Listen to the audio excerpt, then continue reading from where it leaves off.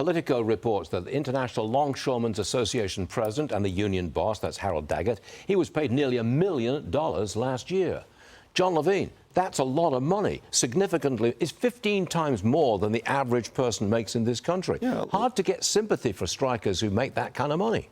Right. It's incredible to me that this guy had that very viral video yesterday where he's sort of threatening the president. You're not going to invoke Taft-Hartley and all these other demands. And he has that great look with the goatee and the accent and that forearm tattoo.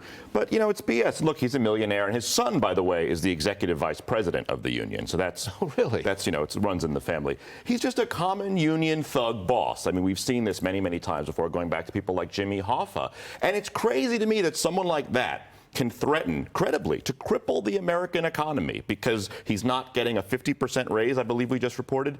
So, I mean, it's all the more reason why we need to get automation into these systems and ports as soon as possible, because someone like that shouldn't have a chokehold over our economy. It's crazy. Yeah, well said. Let's talk about the administration here in New York City. Yesterday, Mayor Adams presented a press conference alone. There's none of his team was with him. And now this morning, I'm reading here, New York Times just reporting, prosecutors warn of more charges and defendants in the Adams graft case. This looks bad. It is looking really bad for him. And I don't, you know, I think there's a chance he could fight and win the current slate of charges against him. But, you know, we don't know what's laying down the pipe. So it's very rough for him. But this, you know, I'm very sympathetic to Adams's argument that this all really got going when he opened his mouth about migrants. That's and true. Even in, you know, all we can talk about is the first indictment, because that's all we have. And, you know, what I see is he's allegedly being bribed by the Turks for 10 years.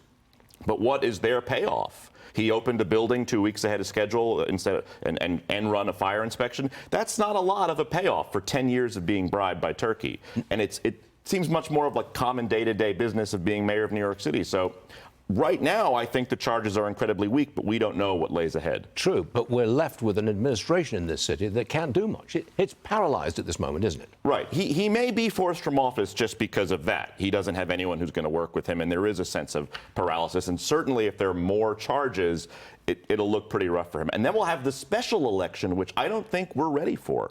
You're not ready for how crazy that's going to be. And if he was forced out of office, his place is taken by, I can't remember. The public advocate, a man named Jumaane Williams, who is very progressive. I would urge everyone watching to Google him. He's way out left. Interim mayor for 90 days, then he calls a special election.